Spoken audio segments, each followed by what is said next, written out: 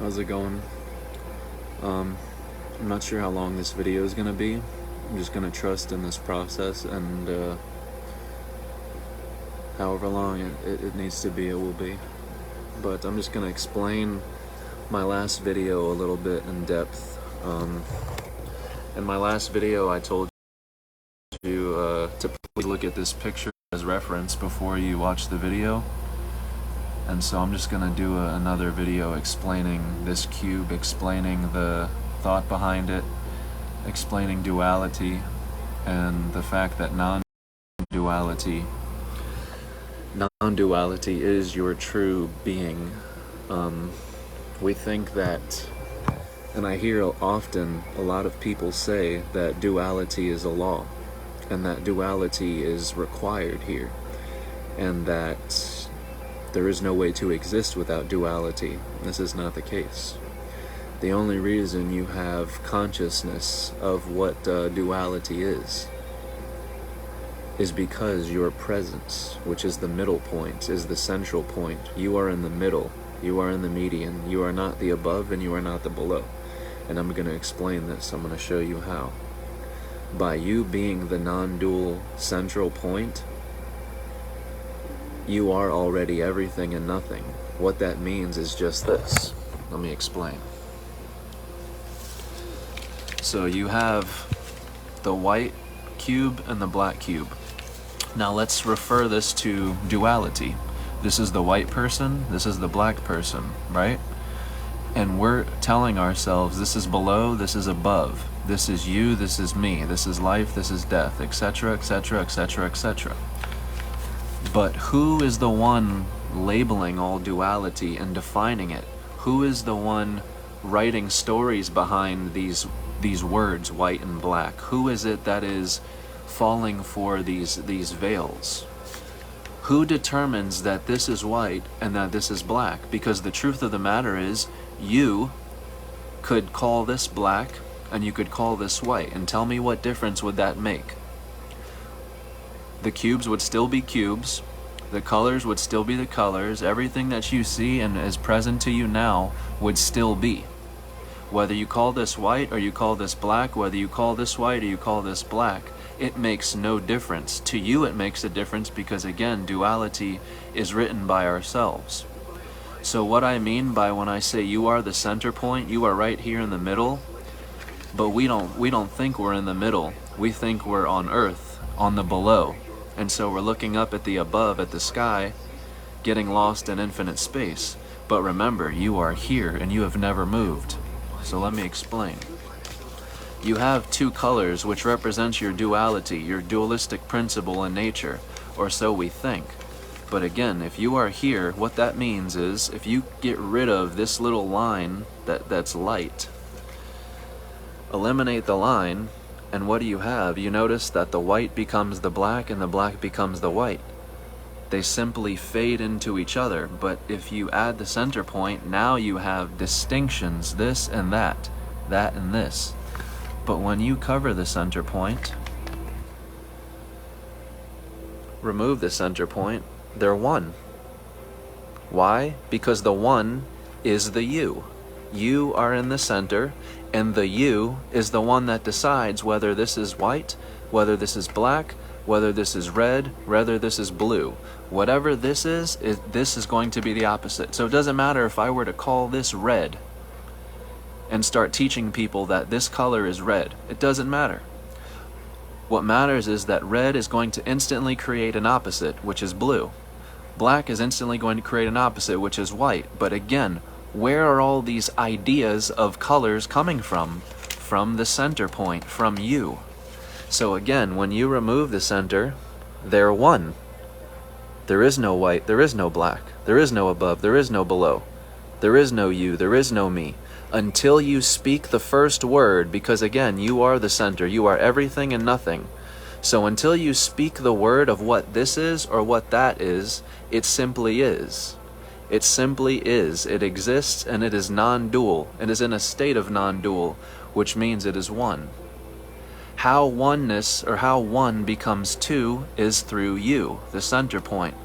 Everything is one, everything is whole, everything is unified, everything is complete. until you speak that word of this being something, this being white, this being black, this being light, this being dark, this being heaven, this being hell, this being above, this being below, this being this being that.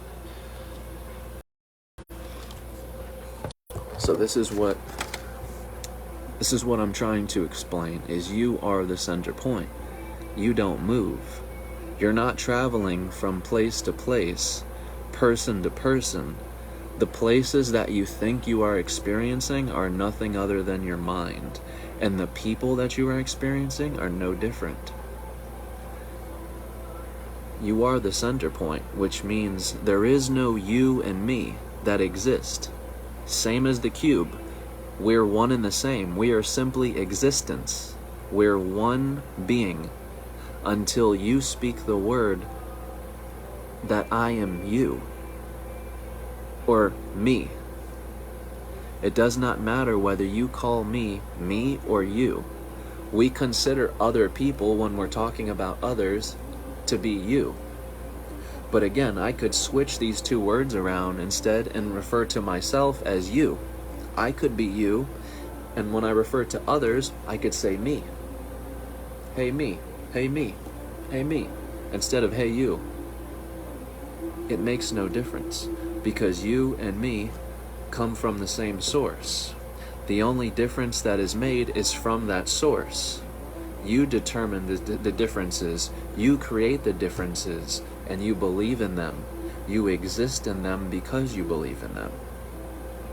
But all duality is not a principle and is not a law. You have written duality for everything. Anything that has an opposite has been created by you. If you have birthed, you have created an opposite for birthing, which is death. Since we have began, we've created an opposite for birth, end, death. And that's how easily we fall into the subject of time and this mind body. We don't understand the fact that there has never been two people here. And that's why we're endlessly killing ourselves of what came first, the chicken or the egg. Who came first? Who is the original man here? We've killed ourselves by saying it's the black person that came first. We've killed ourselves by saying it's the white person that came first. But what if all this killing is about a misconception? What if you're simply looking at it from the wrong angle? Because we can only seem to ask these questions with our focus on sequential order. Something surely must have been here first. Surely something was here first and foremost, before everything. And indeed it is.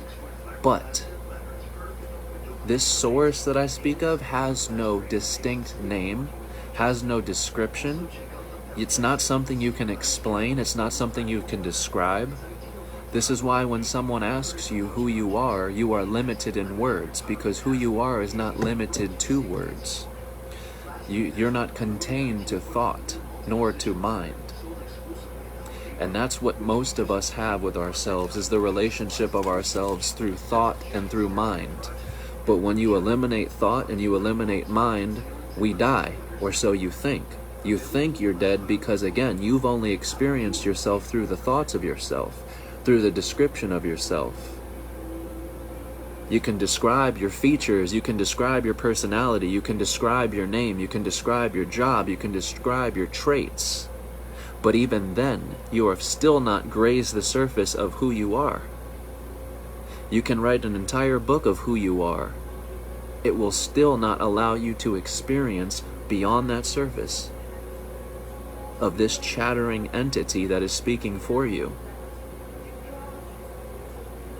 That's what ego is. Ego is the separate entity that arises within us. That is what births within us, is this ego.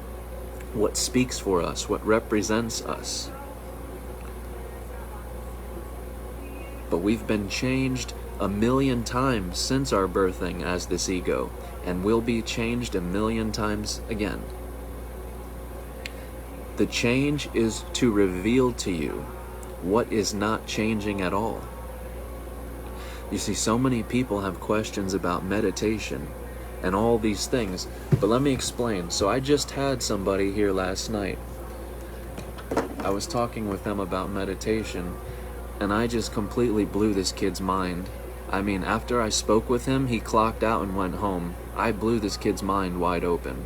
But he kept asking me questions and trying to reach beyond. I don't talk about these things at my job, but this kid just kept going. He asked me what never born, never died means, and I told him in order to get into this, I have to get into religion and other topics. And he just kept asking away, so I kept giving him information. But what he wanted to know basically was what meditation is for me. Because I told him I don't leave meditation. I'm always meditating. I'm meditating, speaking to you right now. And he said, how can that be possible? How are you in meditation? He says, you can't just be in this absence of mind forever and just exist. And surely you can. What I told him was, this is precisely why the child is more happy. When you tell adult that they just have to exist and be, it's miserable. Why? Because we need something to do. We need something to achieve. We need something that needs to be done. But that's what meditation is. It is the direct connection with life and existence itself. It's realizing within yourself that the greatest achievement has already been done. And the reason you are always in meditation is because you realize you have already done it. The end game is you discovering that you've done all of this. You've created all this. From beginning to end, from start to finish, you've written the cosmos and laid them out before you.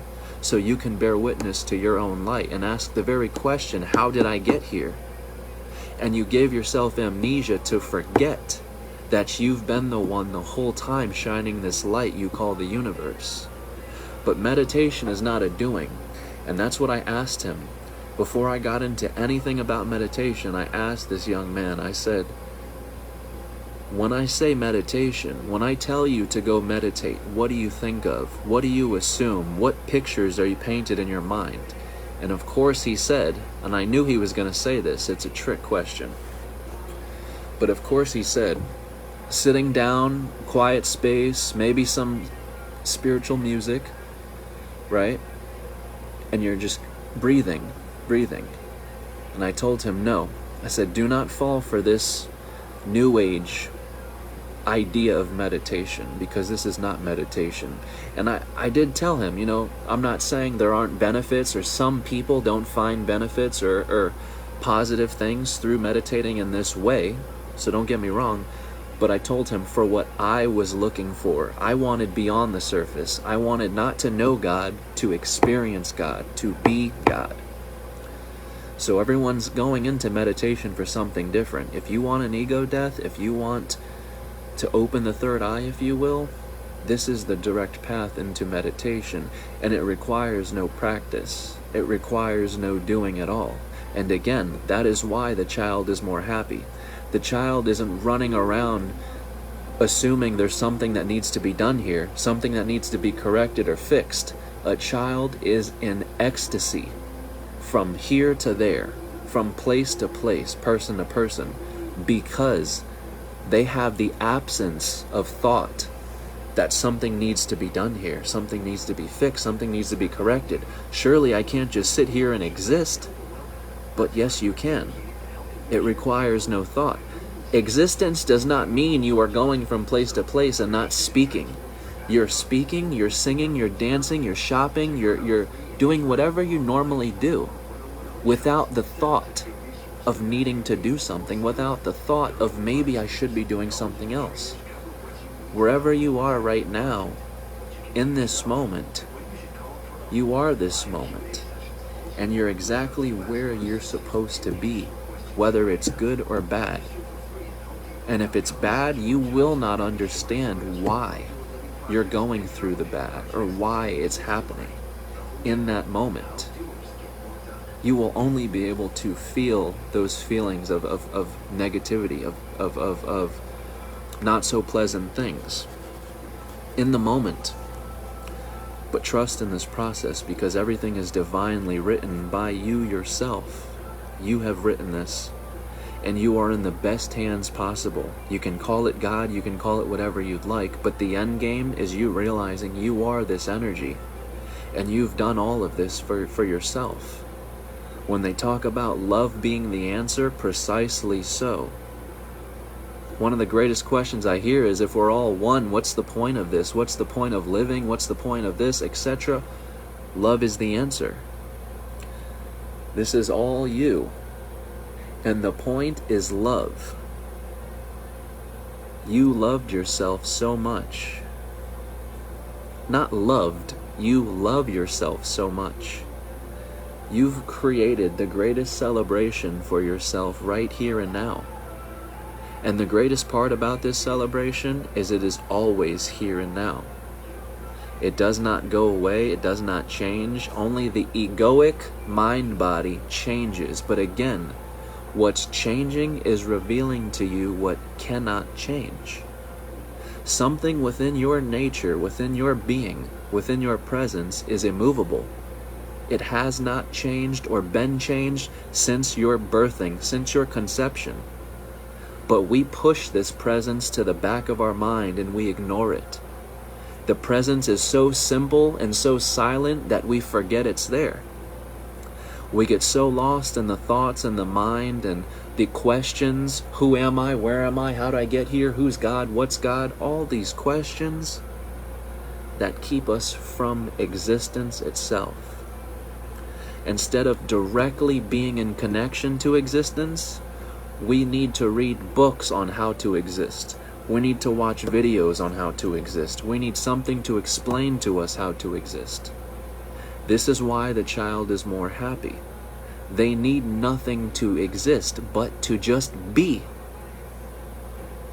Excuse me. Alright guys, 4:20, break time is over. 4:20, break time is over.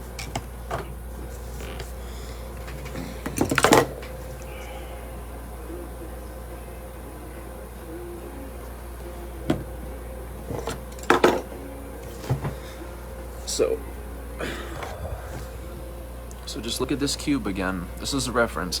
And I've had a few negative comments. And listen, I understand.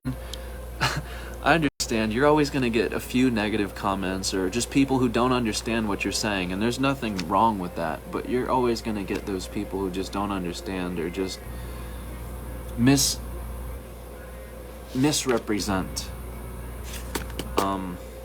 what they're saying. And that's why I tell people, don't just post these quotes about spirituality. These quotes are pointing you to something right within yourself. And if you've yet to experience that, if you're still talking about governments and someone trying to enslave you, you're not listening to these quotes. You're just posting them and posting them and posting them. But everything that you're doing is pointing you into a direction. And that's why I tell people, the greatest conspiracy is with you and yourself. This is why I encourage people who think that the government is trying to enslave them. If you really think the government's trying to kill you or enslave you, I have two things for you right here. If the government or this elite system wanted you dead, you would be dead tonight. You would be dead today. You would be dead right now, immediately in this moment.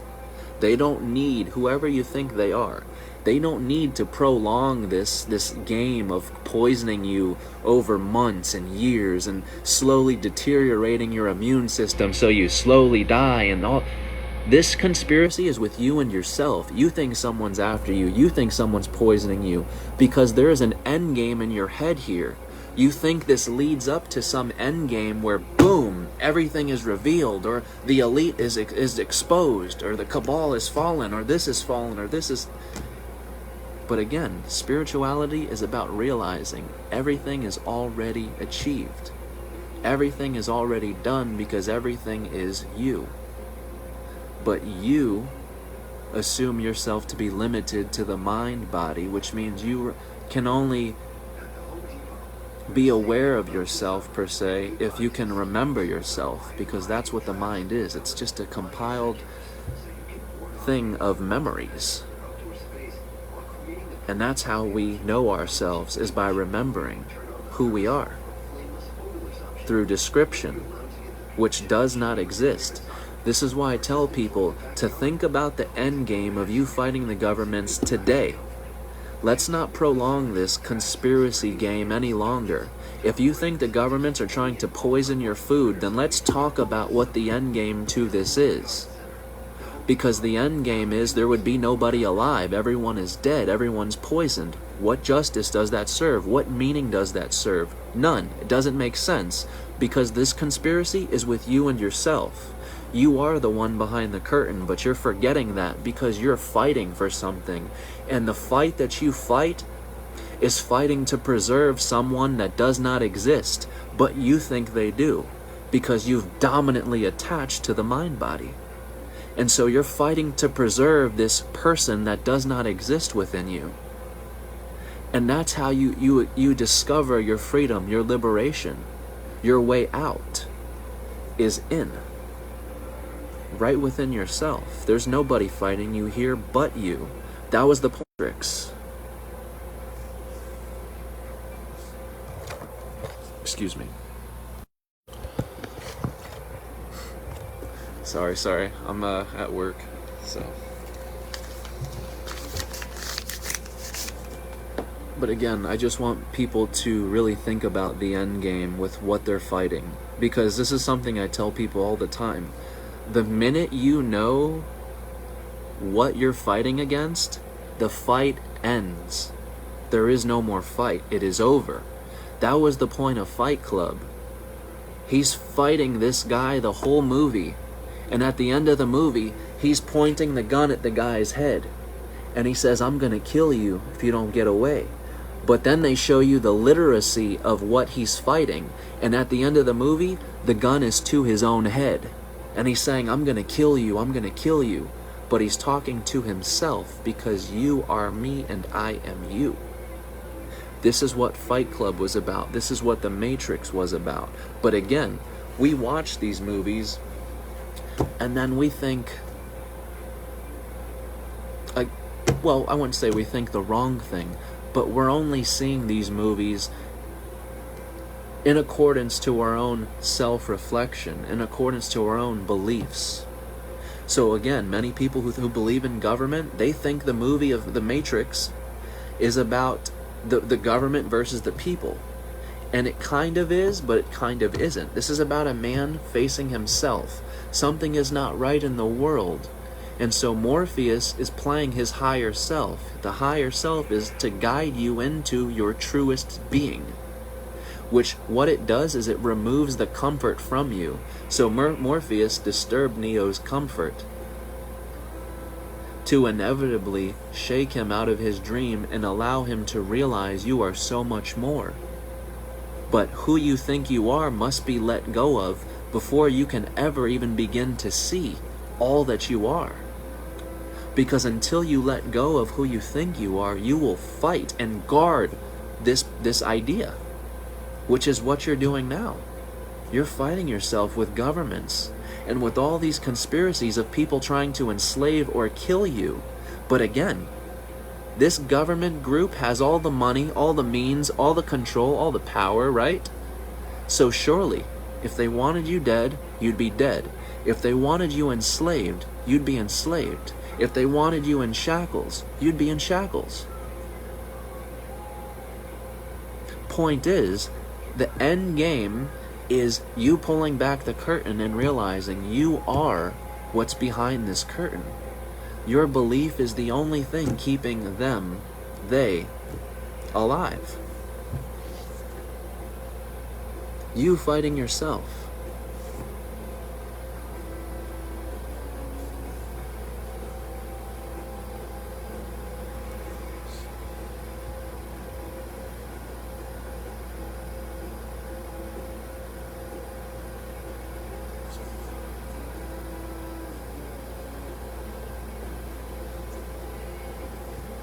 So again, I want people to understand with this analogy right here, you can literally use this with all duality.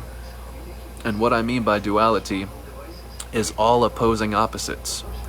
You could call the below the sun, and you could call the above the moon. But look at that. When you remove the median, which is you, they become one. So without you speaking the word sun and the word moon, there is no sun and moon. Sorry. There is no sun or moon.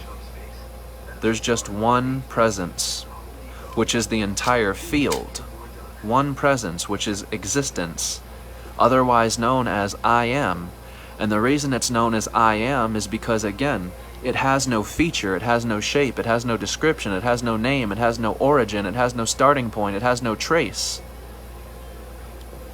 That's what chaos is, and that's why we do not embrace chaos. We repel, we fight, we prolong our chaotic nature, because chaos entails no starting point and no ending point. And that's what the ego is trying to do in every aspect. In every way. The reason we've created space, the ego needs a starting point. The reason we created time, the ego needs a starting point. The reason we created outer space, the ego needs that starting point. And it's just time and time and time and time and time again, the ego fighting with itself. There is no start, because there was no beginning. What you assume has begun has never existed. And since you think you've began as this being, as this human, you must be present to witness its death, its demise, because you've fallen for the birthing, the beginning.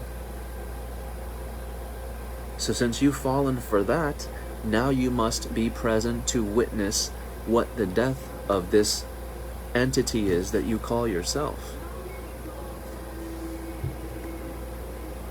And only then, when we let go, will we realize the revolving door. Death is life, and life is death. You end where you began, and you begin where you end.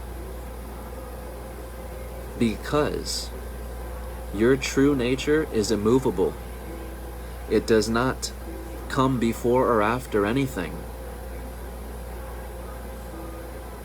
You have no start. You have no beginning. You have no end. And this is why I have no practice for you. I have no practices. So many people want practices and things to do. This is how you achieve all practices and doings at once. In an instant moment. Through the ego death. Through meditation.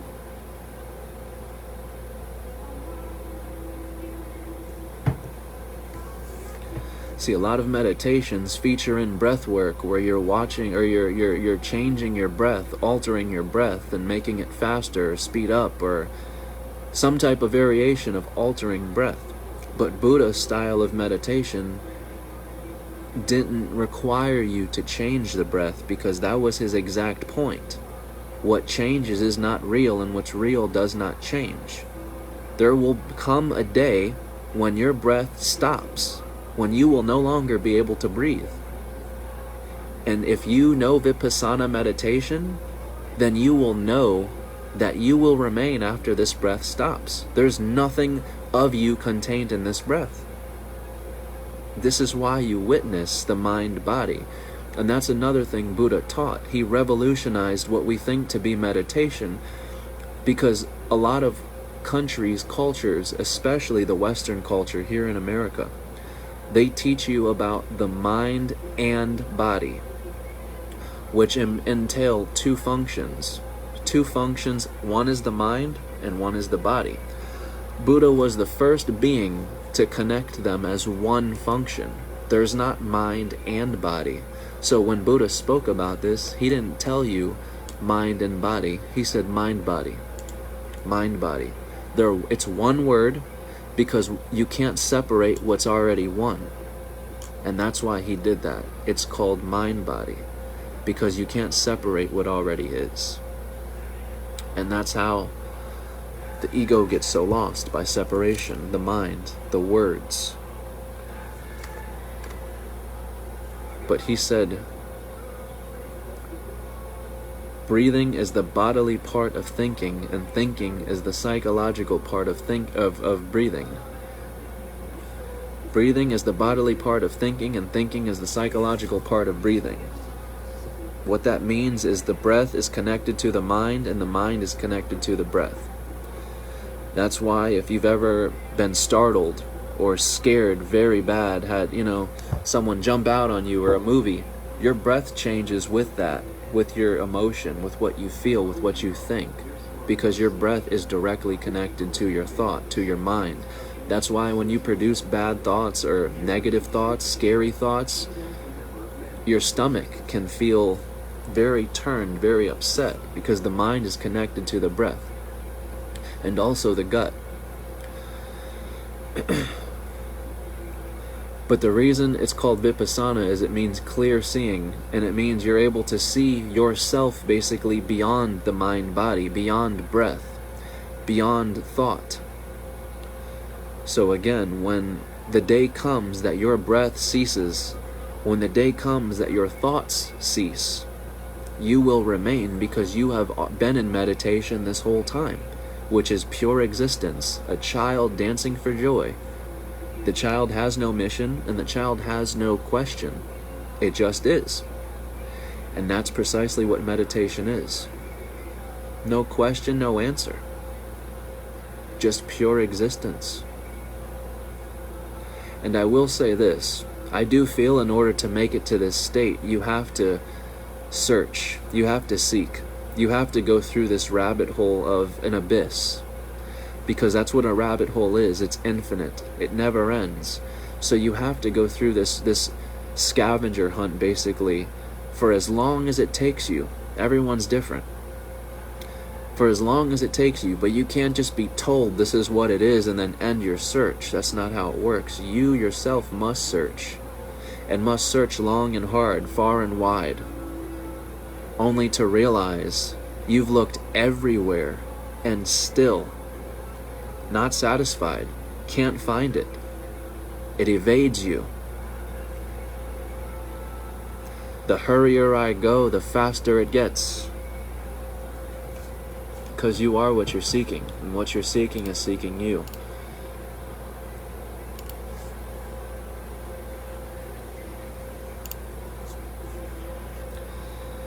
And that's duality explained. You are the central point. That's why all of our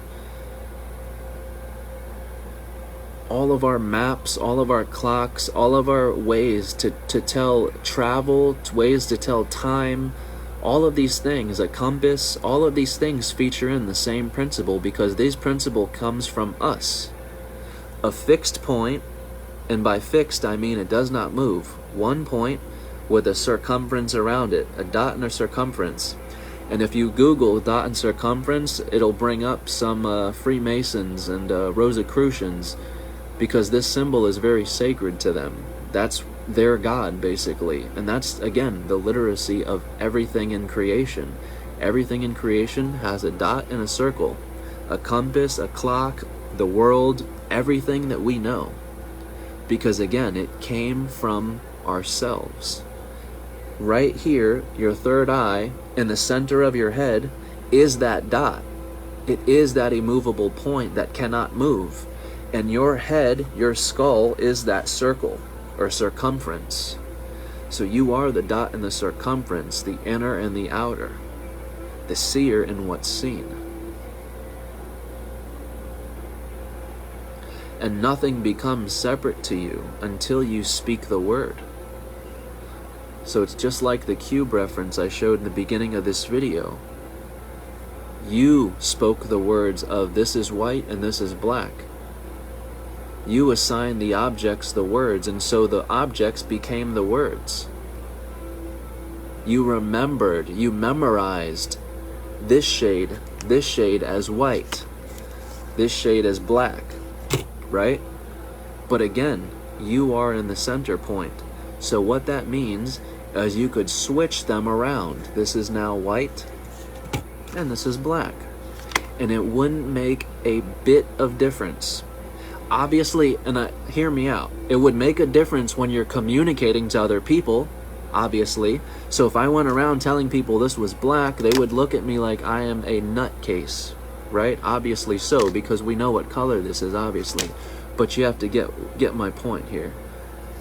It makes no difference. It changes nothing in duality. It changes nothing for the ego. Because, and that's what I need people to understand, the reason you could switch these colors around and call this white, this black, is because they're already one and the same color. They're no color because they come from the same source, which is you, which is no color, no thing. But remember, no thing is everything. So that's my point.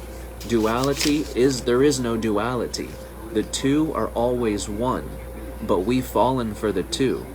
We've looked at the white, we've looked at the black, and seen physically that they're different shades, so we've allowed ourselves to fall for this illusion with ourselves. But make no mistake, the shades are playing tricks on you, because again, you've written this. The two are one and the same.